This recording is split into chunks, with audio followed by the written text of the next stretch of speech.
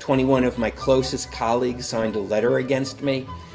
The dean denounced me, and 15 student groups boycotted me unsuccessfully. Nobody ever said what you said is wrong or factually wrong. They just disagreed with my opinion. Hello, I'm Jonathan Tobin, editor-in-chief of the Jewish News Syndicate, jns.org, and you're listening to Top Story, a weekly podcast where I analyze the most important stories happening in Jewish news around the world.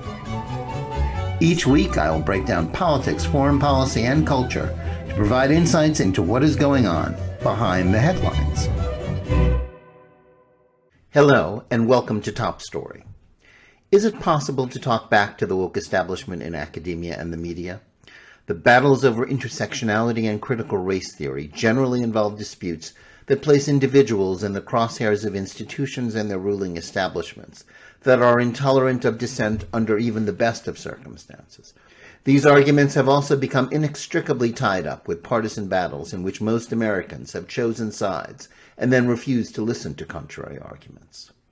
But even worse is the way that intersectionality has become the engine driving the anti-Israel movement and efforts to boycott and isolate the Jewish state, as well as acting as a permission slip for anti-Semitism, not just in academia, but in mainstream political and social discourse. This has helped create an oppressive atmosphere of cancel culture that is antithetical to free discourse and academic freedom on college campuses, as well as one that forces the social isolation of Jewish students and keeps liberal supporters of Israel either cowed by the woke mob or determined to go along with it, lest they find themselves shunned.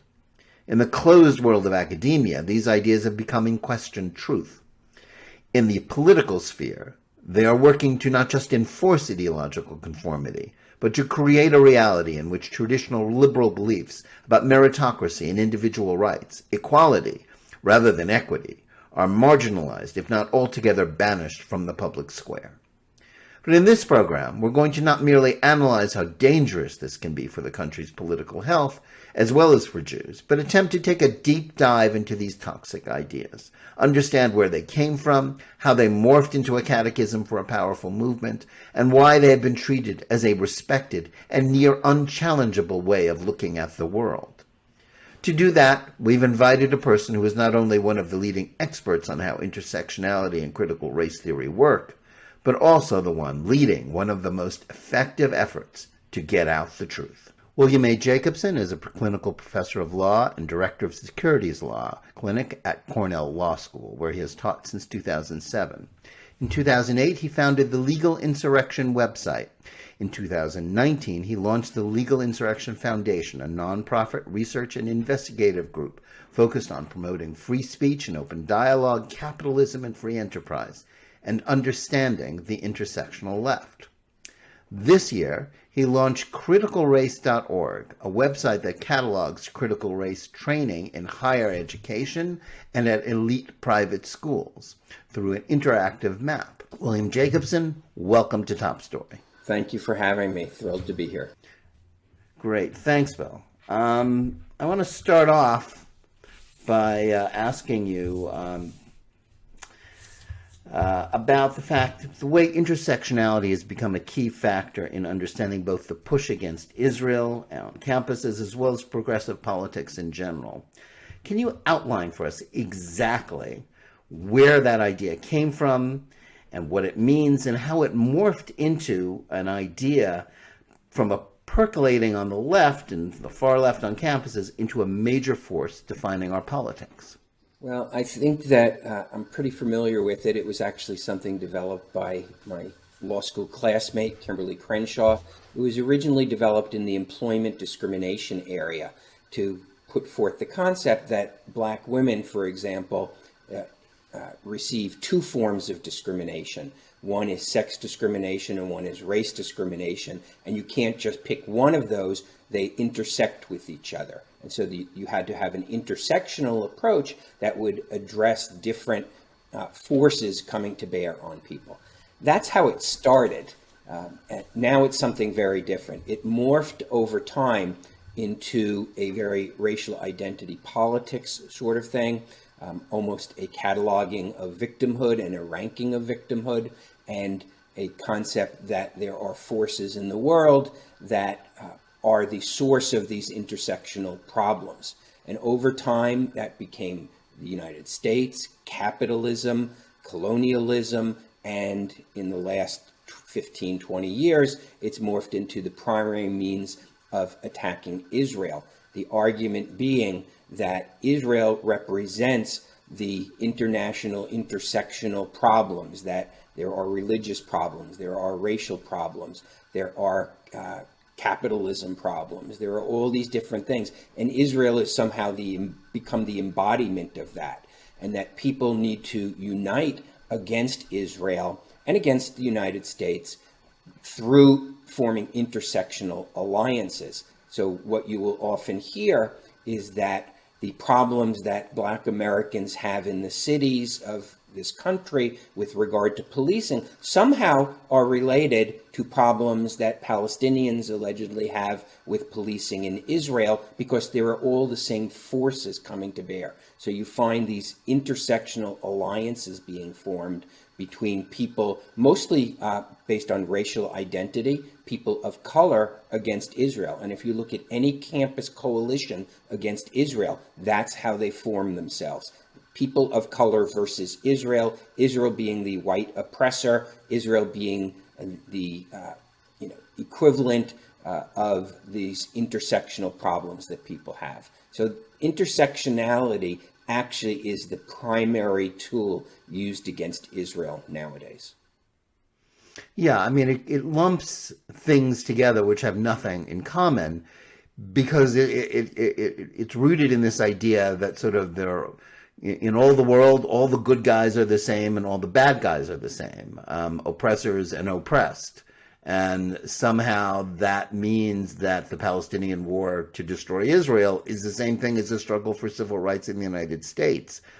You noted the idea about policing being very, core to it. Anti-Zionists, such as Jewish Voices for Peace, started this program called Deadly Exchange, which tried to pin the blame for police shootings in American cities of African Americans on Israelis who trained first responders, even though that had nothing to do with police work. That's right. Deadly Exchange is something that we followed since its inception, and it really is a very pernicious sort of approach to things, because it takes two things that have nothing to do with each other, tries to find a link, and then blames one for the other. So, for example, this really all started during the Ferguson riots in 2014, which is where Black Lives Matter got its real launch. It was formed as a hashtag after the Trayvon Martin shooting in 2013, but it really was Ferguson and the Michael Brown shooting that launched them to national fame. And that's where you saw this intersectionality. We documented how anti-Israel activists embedded themselves in those protests and turned a protest over domestic use of police violence into anti-Israel protests. You saw hashtags on Twitter created by groups like Jewish Voice for Peace. From Ferguson to Gaza was the hashtag. And so you tried to blame. You saw a lot of propaganda over the fact that Israeli police used the same brand of tear gas that the Ferguson police used.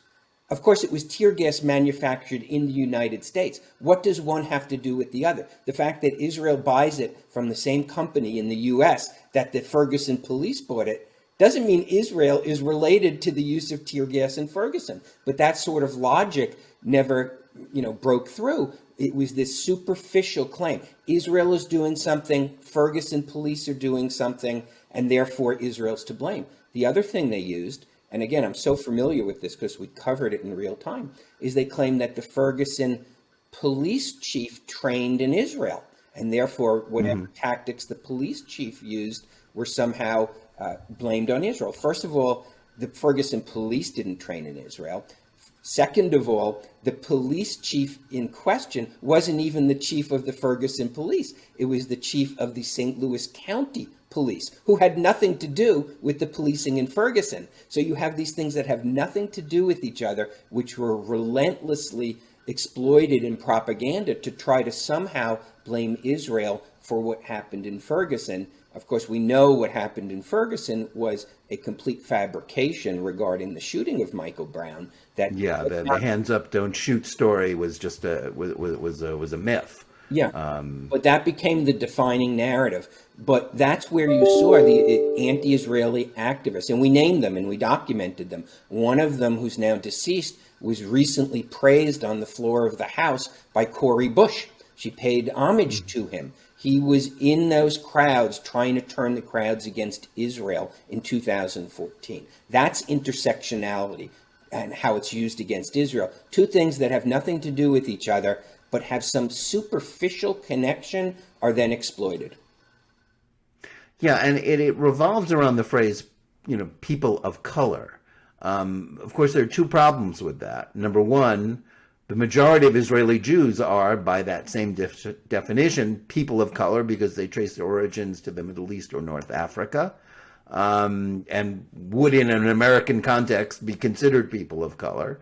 And the other is that this entire idea of sort of weaponizing people of color as a way to decide who is in the right and who is in the wrong, it kind of creates this it's a natural fit for the political left. But I guess my question is there a limit to the ability of these activists to sort of harness these ideas to anti-Jewish and anti-Israel hate? Or do they just have carte blanche to do it and to have these ideas welcomed in academia and given an entrance into the public square as well? Well, there's certainly a logical limit, but there doesn't seem to be a political limit or a practical limit on campuses. You have a lot of faculty, including at Cornell, who buy into these, who promote them, who are there to give aid and comfort to students perpetrating these things. You have professional activist groups who are doing it. There's a lot of money behind it. And then you have the as a Jew activists, meaning people who use their Jewish identity to give cover to this hatred of Israel and, frankly, this anti-Jewish hatred. Because what it's doing, it is portraying an us versus them. And the them are Jews. And the us is everybody else. That's what's happening. And they say, oh, but we're not anti-Semitic. We just hate Israel. And, but why do you hate Israel? Well, you hate Israel because it's Jewish. You didn't hate Jordan when Jordan occupied what's now called the West Bank. You didn't hate Egypt when Egypt occupied what's now Gaza. In fact, as I'm sure you're aware, the first Palestinian, national document, which came out prior to 1967, national charter, expressly disavowed any Palestinian claim to the West Bank and Gaza because they were occupied by people who weren't Jews. So the entire ideology on campus has become, people of color versus Jews, even if that's not a correct formulation. And no wonder it's such a hostile environment for Jews on campuses. Yeah, I think that's very true.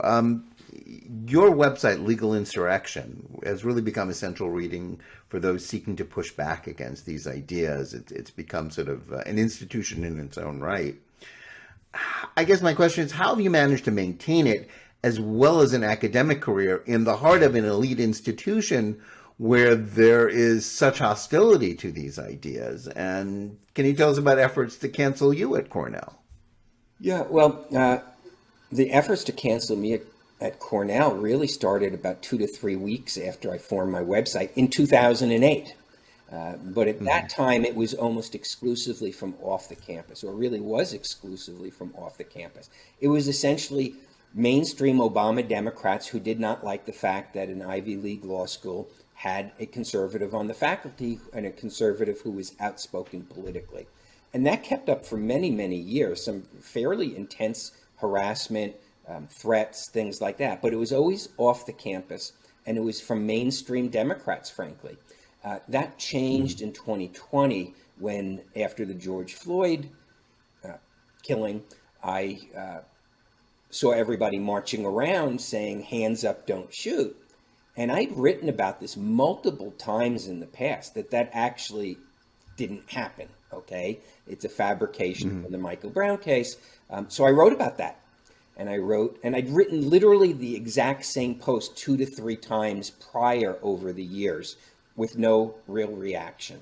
And in fact, I titled the post Reminder, okay, because I'm reminding people of things I've already written. Hands Up, Don't Shoot is a fabricated narrative from the Michael Brown case, that he wasn't shot with his hands up. He wasn't saying don't shoot. He was shot when he punched a policeman in the face and tried to steal his weapon. That's what the local prosecutors found and why the policeman wasn't prosecuted. And that's what the Eric Holder Barack Obama Justice Department found when they did an investigation. So there's nothing to it. Well, I think it was a sign of the times. I think it was just people were so agitated. People basically lost their mind at Cornell Law School. Alumni sent letters. As they did in much of the rest of the country, Yes. and a I mean, it moment was of moral panic. It was a unique moment in time. It was a unique few weeks, and there were many other professors who expressed any sort of disagreement. So there were letters from alumni organized to get me fired. There was an alumni petition to get me fired. The 21 of my closest colleagues signed a letter against me. The dean denounced me, and 15 student groups boycotted me unsuccessfully, I will note. And nobody ever said what you said is wrong or factually wrong. They just disagreed with my opinion. They felt it was insensitive for me to publish the truth. At that time, I wrote a separate post that they also criticized, although it was the Michael Brown post that got things started, where I criticized the rioting and the looting. I pointed out accurately that the leaders of the Black Lives Matter movement were Marxists and did not have our country's interests in heart. And they took my words, the activist leaders, and turned it into, oh, you're against everybody who's protesting. I mean, it was a complete distortion, but it was one of these moral panics. There were faculty members I'd known for 10 years, people I considered friends, who rushed to sign a letter in the Cornell Sun newspaper against me, but didn't even give me a phone call to explain, well, why do you believe this? What facts do you have that show that Michael Brown wasn't hands up, don't shoot? You know, why are you calling the leaders of the movement Marxist? What evidence do you have? Well, we've got plenty of evidence. Nobody did that. It was this absolute rush to get somebody. Fortunately, because I do have a website and because I do have a lot of notoriety in conservative media world, people rushed to my defense. I did not back down one bit because I had nothing to back down about.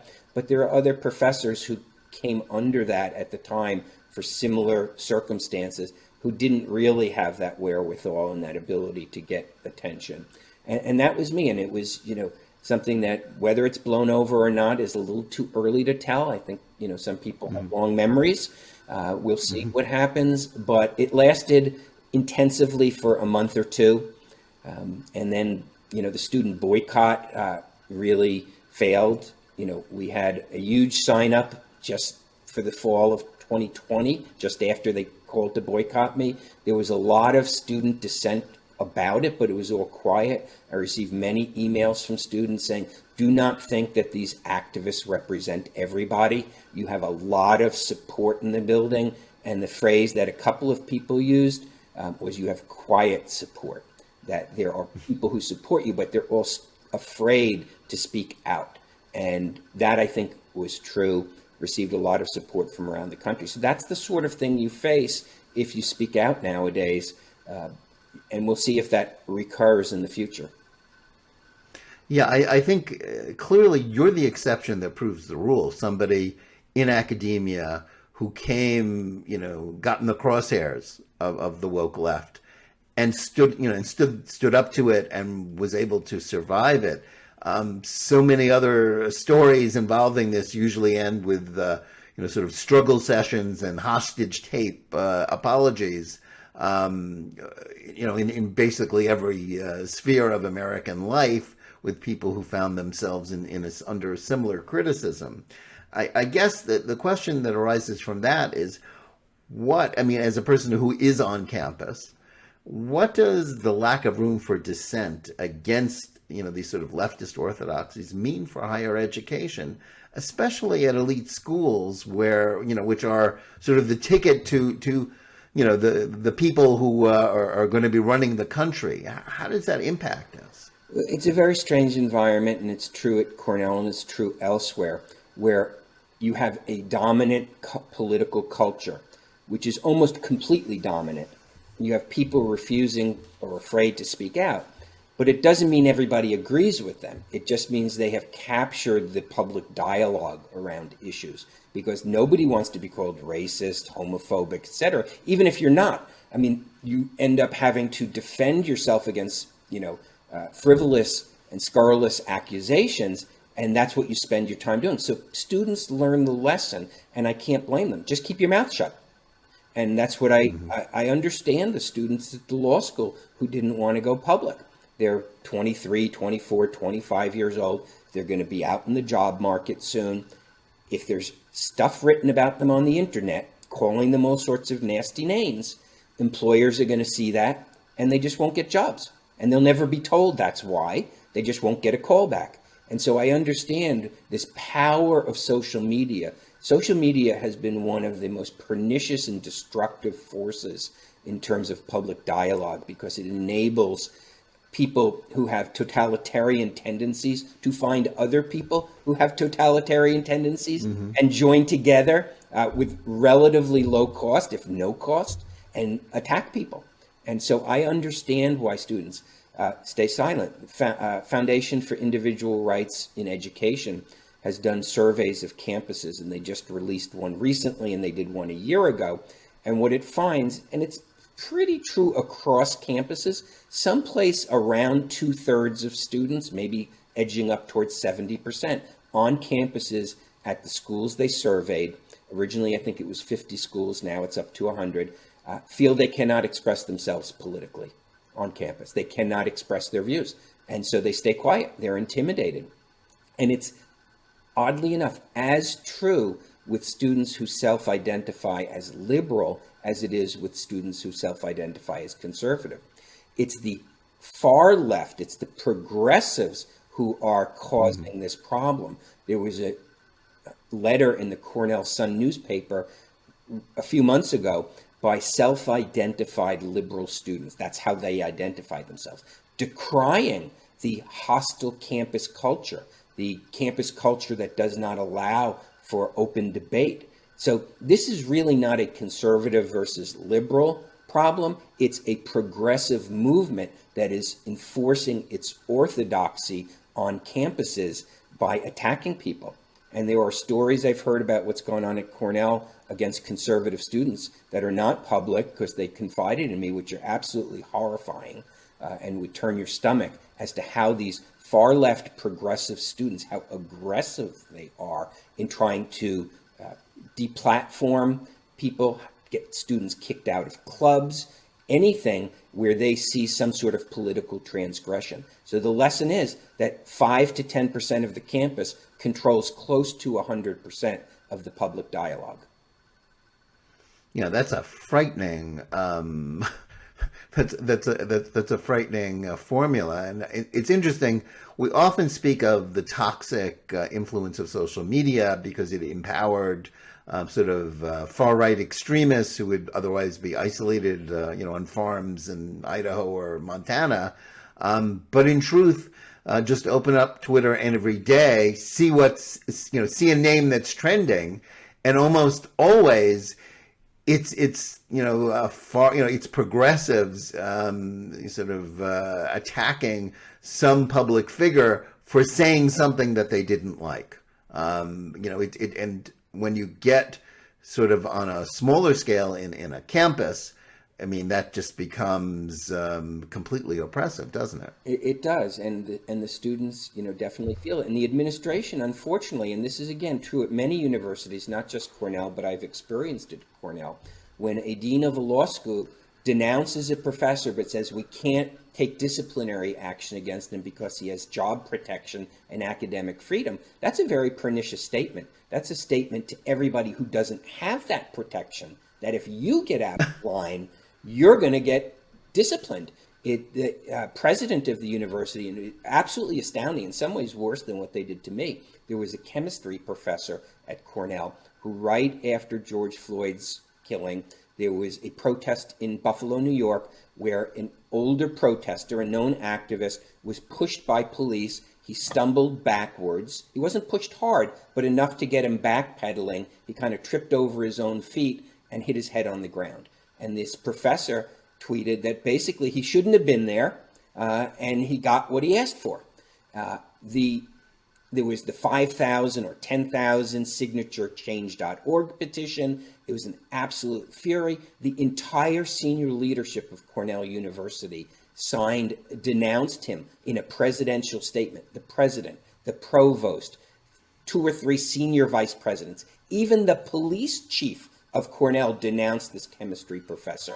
But in fact, he was right. A year later, the prosecutors announced they were not going to be pressing charges against the policeman because he did nothing wrong, that the protester should not have been in the area. It was a closed area, should not have approached the police line. You can see on the video that the protester was reaching for the policeman's belt at the time he was pushed back. And so the chemistry professor did nothing wrong. I emailed the communications people at Cornell. I said, now that the policeman's been cleared, are you going to issue an apology to this chemistry professor? No response. But what message does that send, where the entire senior leadership of a major university denounces a professor, but of course says we can't do anything because he has tenure? Yeah, obviously the answer is keep your mouth shut. Keep your mouth shut. Unless you have job security. That's right. There's no other way to look at it. Even if you have job security, you're going to be paraded, metaphorically paraded around and denounced like professors during the Cultural Revolution, where you'd be put on a stage and jeered. That's what happens when university. But that's a very common reaction. I just witnessed it up front at Cornell. But it happens at many universities. The first reaction is to denounce the professor. Happened recently at San Diego Law School for a professor who criticized the Chinese handling of coronavirus. It was clear in the context that he was talking. He was talking about the Chinese government, okay? But student activists, and most of these things are led by students. Student activists claim he was criticizing Chinese people as an ethnic group. I mean, it was just not right. But the dean at San Diego Law School rushed out a condemnation, and he was later cleared in a university investigation, found that he didn't violate any of the anti-discrimination policies. But it happens all the time. A student mob gathers over something totally ridiculous, and the administration capitulates. Yeah, I mean, the fact that a professor could be put through a process in which his career is sort of on the line is itself deeply offensive and destructive of academic freedom. But the point is, if the teachers are so cowed by all of this, how much more so are students who wish to push against whatever leftist narrative we're talking about, whether it's the Black Lives Matter movement or attacks on Israel? That's right. And I think a lot of pro-Israel students, I won't even say just Jewish students, but students who have favorable feelings towards Israel, many of whom, if not most of whom, are Jewish, also are afraid to express those views. I mean, we've seen at Cornell students physically attacked for expressing pro-Israel views. There was an incident a few years ago where Jewish students were confronted and spit on. We documented it at my website. That person was not a student doing it. It was an activist from Ithaca who was then barred from the campus. But the point is, there is this intimidation factor. The pro-Israel Israel Independence Day event in 2017 was disrupted by Students for Justice in Palestine. They took over the room and did a sit-in. They could have protested out in the hallway or outside the building, but they invaded the space. Nothing was done. They may have a right to protest. They don't have a right to take over the space you're using for your own event and essentially force you out. And so these things happen all the time. But you will never, I can't recall a single instance, I can't say there's not been one, but where a pro-Palestinian event is disrupted in that way, where there's a physical attack on a pro-Palestinian event. And there are thousands of them a year at universities. There's this mythology that the Palestinian perspective is being silenced on campus. Nothing could be further from the truth. every campus in this country practically, certainly, top tier universities are awash in pro-Palestinian, anti-Israel events, conferences, protests. It's everywhere. So that's what it's like. So this thing that started really as the silencing of conservatives on campus 10 years ago, 15 years ago, has changed over time to silencing just about everybody who does not agree with the progressive agenda. Yeah. I want to just switch slightly to discussing critical race theory. It's become one of the touchstones of political debate in 2021. Yet, even after it became a major issue and a major factor in the outcome in the Virginia gubernatorial election, the key talking point in much of the mainstream media from the left and from even mainstream liberals was that it's either totally innocuous, as Joe Biden said, during a presidential debate against Trump, it's just, sensitivity training rather than a political indoctrination session. But we keep being told it's not actually happening. It's not a real thing, as some of the talking heads on CNN and MSNBC say. They say it's not being taught in the schools or influencing teachers in their training. But your criticalrace.org, kind of has an answer to that. And tell us, what is the answer? Is it real? Is it actually going on? Yes, but we get into a little bit of a word game here. The term critical race theory was coined a year or two ago as an umbrella term for all of these things that are going on.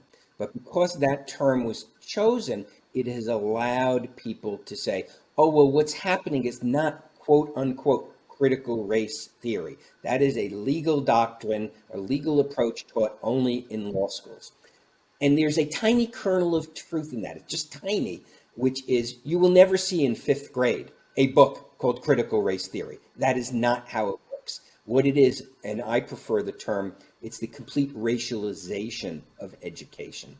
Everything, so critical race theory focuses on race as the central factor in the organization of society, and that legal systems are meant to enforce a hierarchy and enforce an oppression, even if you don't see it, and that things that are seemingly neutral, doctrines of law, are actually part of a systemic racism that oppresses Black people.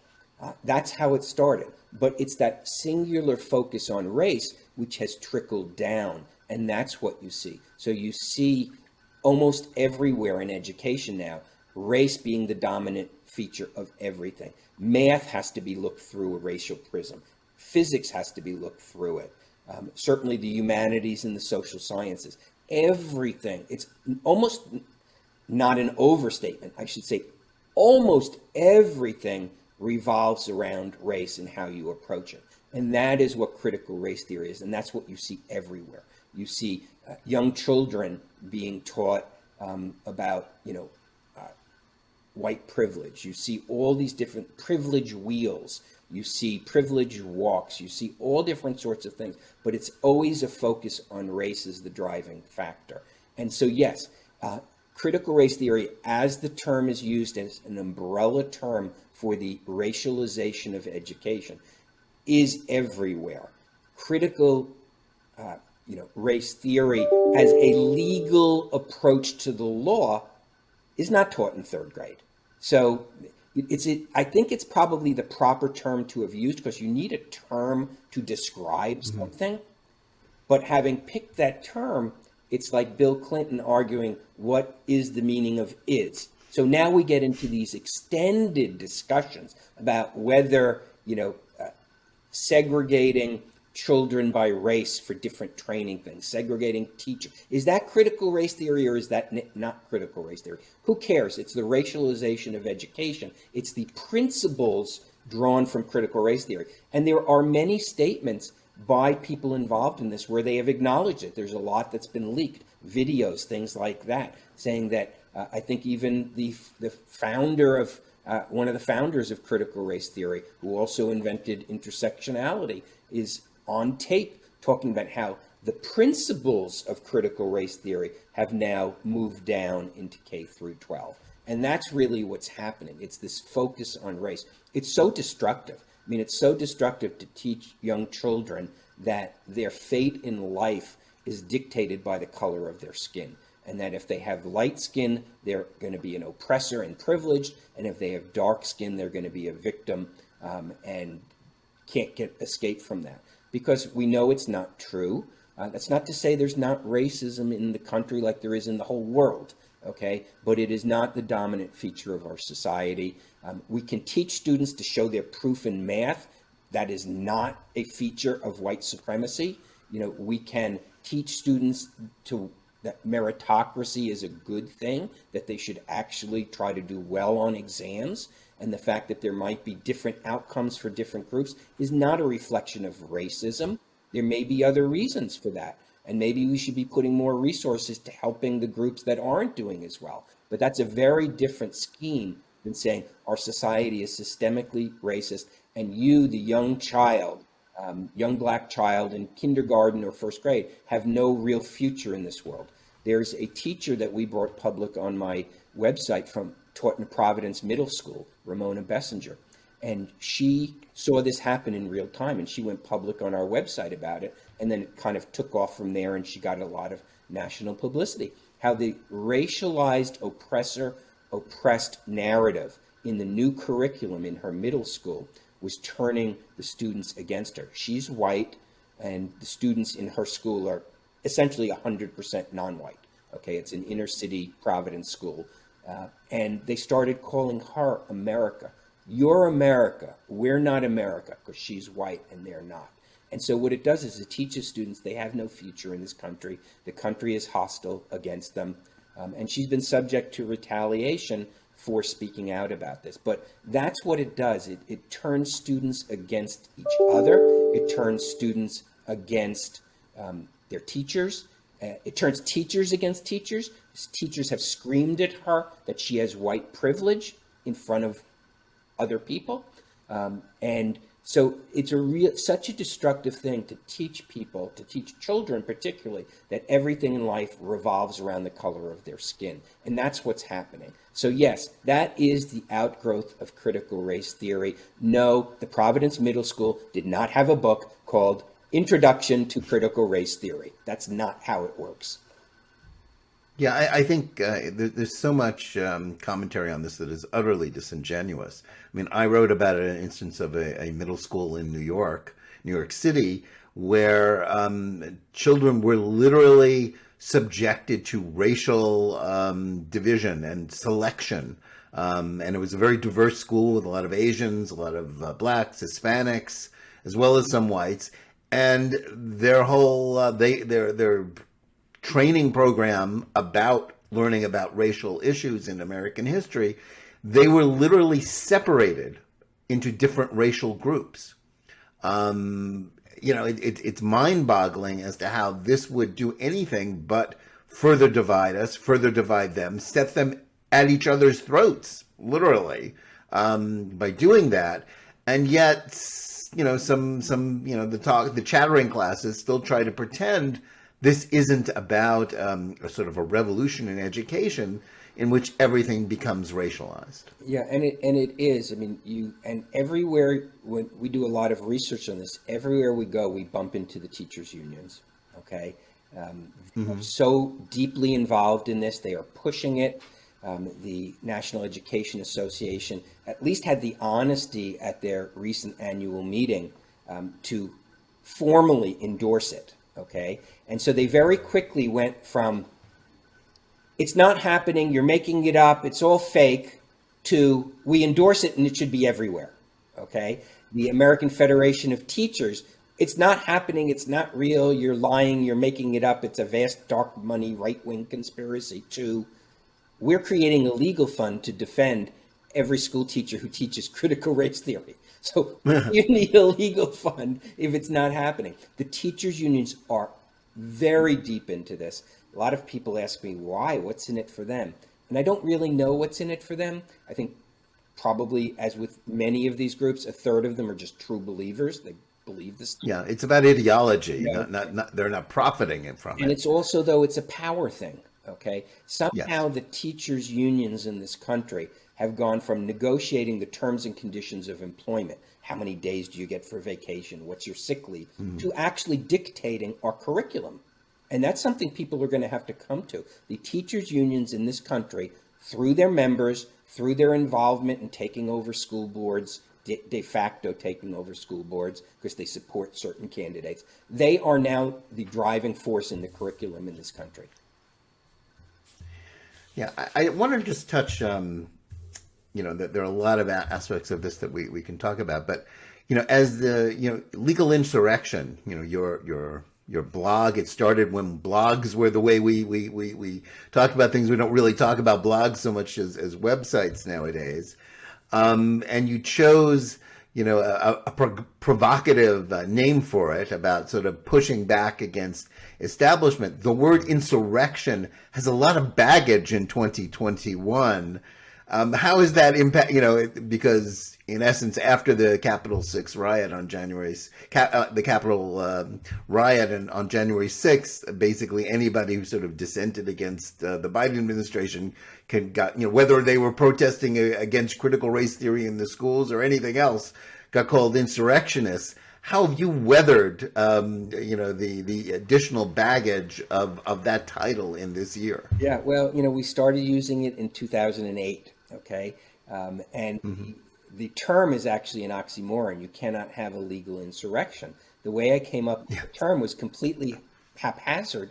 I had an argument with a former client of mine. He thought I should start a blog, etc. Said, okay, I need a name.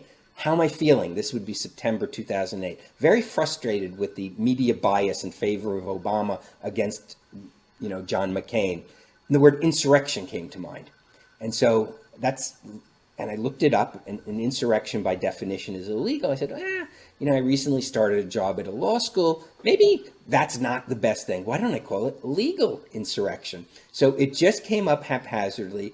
It's kind of a contradiction in terms, and it's worked for 13 years. People, told me recently, consultant type people, maybe you should change your name. I said, no, we're not changing our name. It's been good for 13 years, and it's our brand, and we started it in 2008.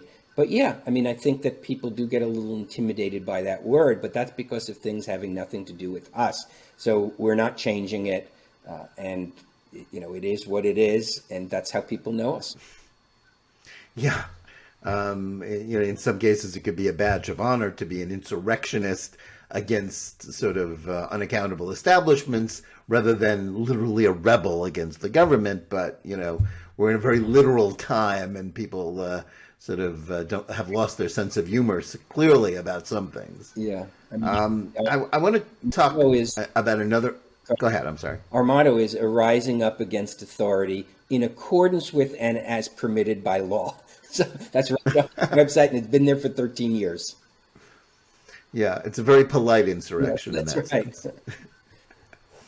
I think one of the sort of most discouraging aspects of this is not just what happens, on college campuses, as disturbing as that is, and the way that has as of leaching into the rest of the public square, is the way the woke takeover of the media has created. These are ideas that were once really, limited to the fever swamps of our culture. Now they're not merely mainstream academia; they're mainstream, dictating political coverage. And I think these ideas about race and kind of filter into so many other things. You've written a lot recently about how coverage of the Kyle Rittenhouse trial sort of worked into this entire idea about sort of intersectionality and critical race theory.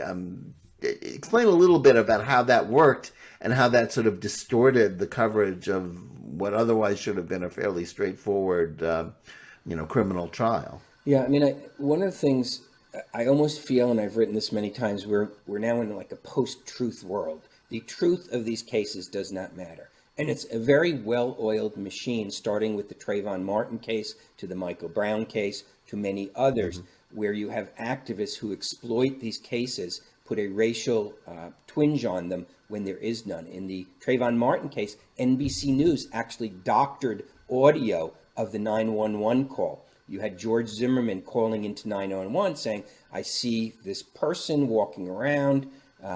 He looks suspicious. 911 asks him, is he black, white, or Hispanic? He says he's black. Well, what does NBC News play? They take out the question in the middle. And so you have, I see this person, he looks suspicious, he's black. That's the audio they actually played. They made it a racial case immediately.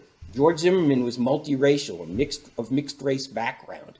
Okay, the FBI did an investigation, found no evidence that he had any racial hostility towards anyone. But they take a case which is non-racial and turn it into a race issue, and the activists then exploit it, and the media exploits it. So forever to this day, the Trayvon Martin case is the white guy who shot the black kid.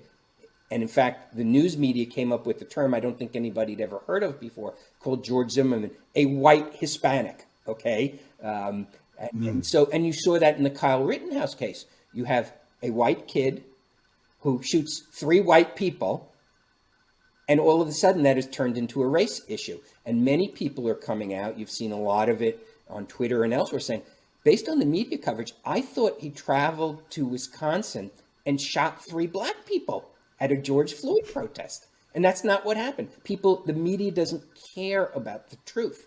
And that happens again and again. And so we're in this post-truth world where race dominates everything. The social media influencers put a racial tone on it. And I bet you that probably half this country, at least to the extent they're even aware of the case, the ones who are aware probably still think to this day that Kyle Rittenhouse was a racist, white, supremacist militia member who traveled with an illegal weapon across state lines to shoot peaceful black protesters. None of that is true.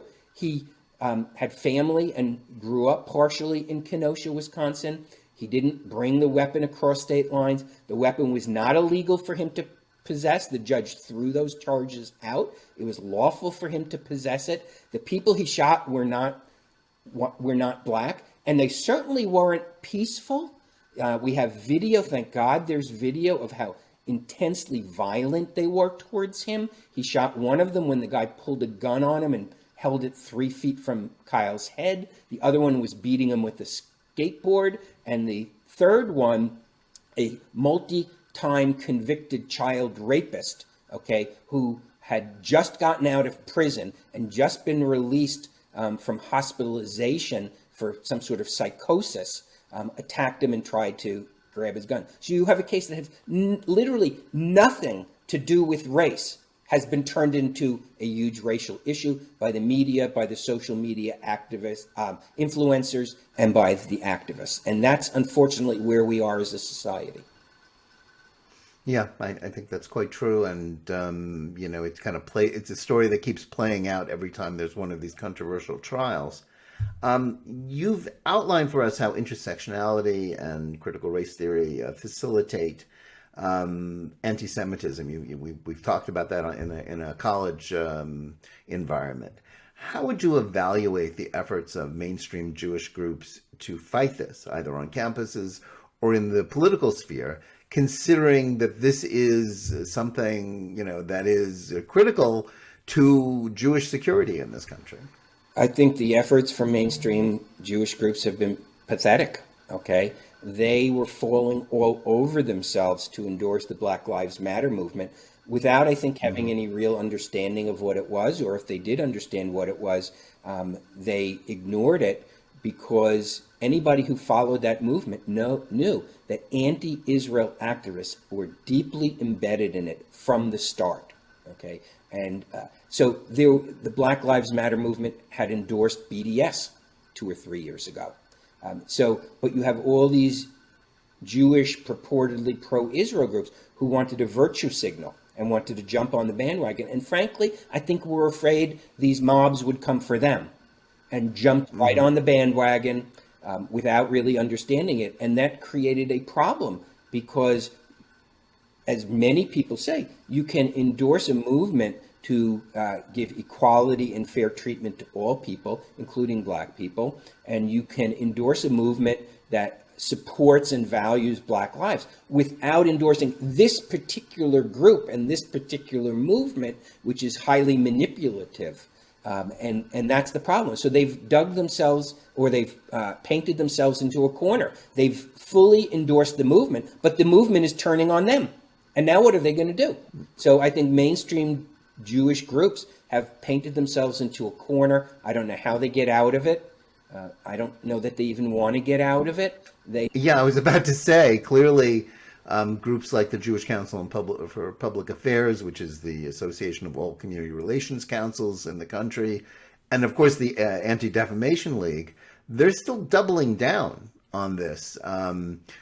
Even, seeking to identify everything, including I saw the ADL was their reaction to the Rittenhouse trial verdict was to say that white militias and extremists were happy about it, as if to say that is the only people who could possibly think that that was a just outcome were white nationalists, white supremacists, racists, anti-Semites.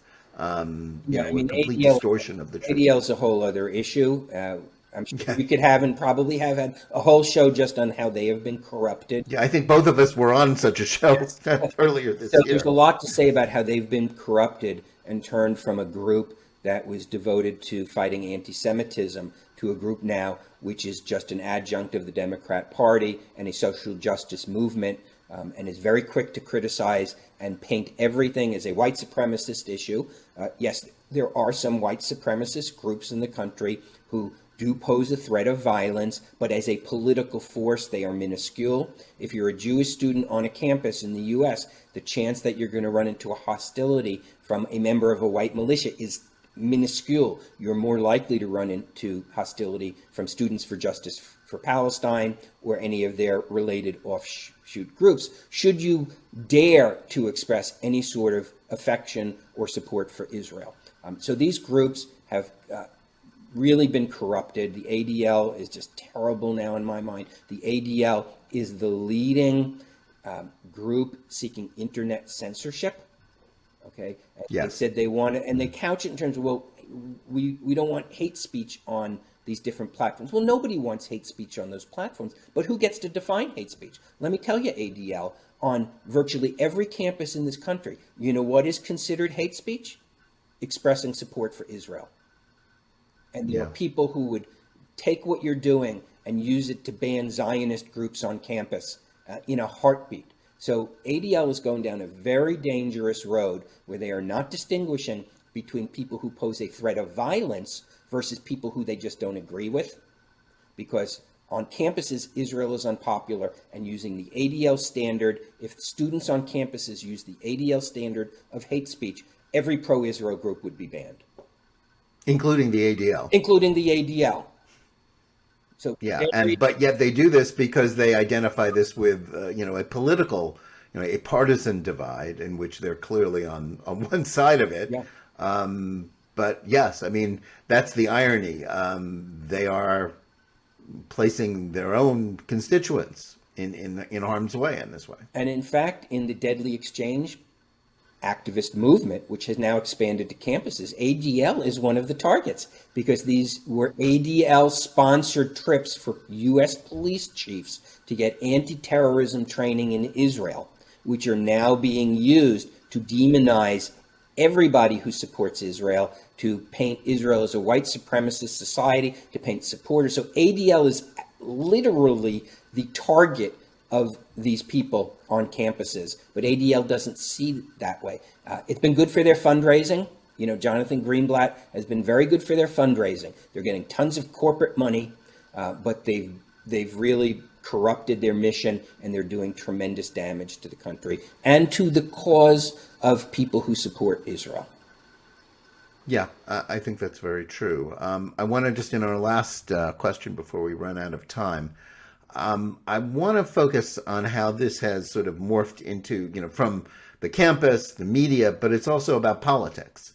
it's also been mainstreamed. And, there are now two members of the United States Congress who are open supporters of the BDS movement, Ilhan Omar and Rashida Tlaib.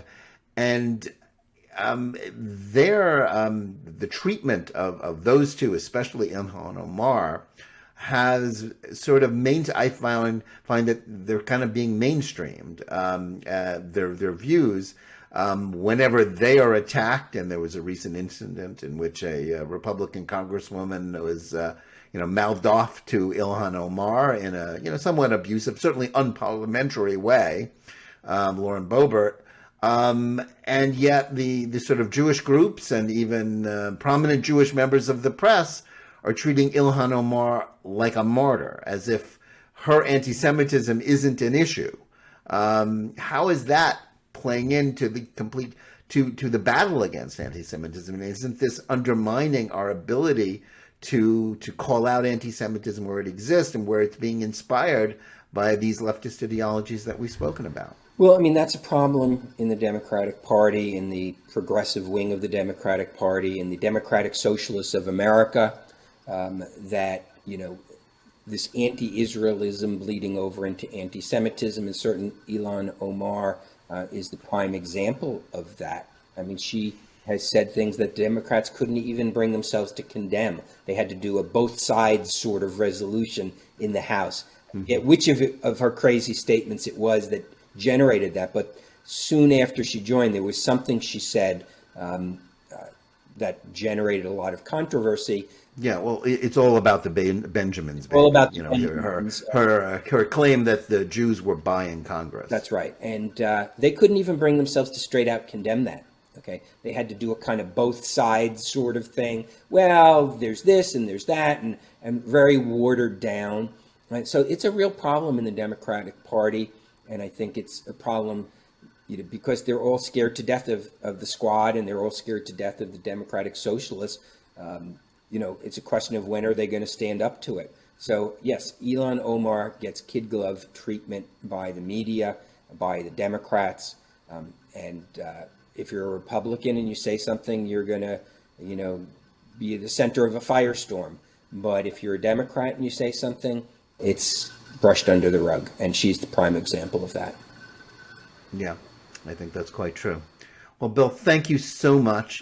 You've given us a lot to think about. You've explored a lot of these issues, given us a great many insights. We want to thank you for coming on today. We want to thank our audience for tuning in, whether they are listening on any of the various podcast platforms, Spotify, Google, Amazon, or they're watching it on the JNS YouTube channel, the video version, or eventually watching us on JBS TV. Thank you for watching and listening. Please like, subscribe, give us good reviews wherever you are listening or watching this. And thank you, and we'll see you again next week. I hope you enjoyed this week's episode, brought to you by the Jewish News Syndicate, JNS.org. Visit us at JNS.org, and please follow at Amazon and Spotify, wherever you listen to podcasts.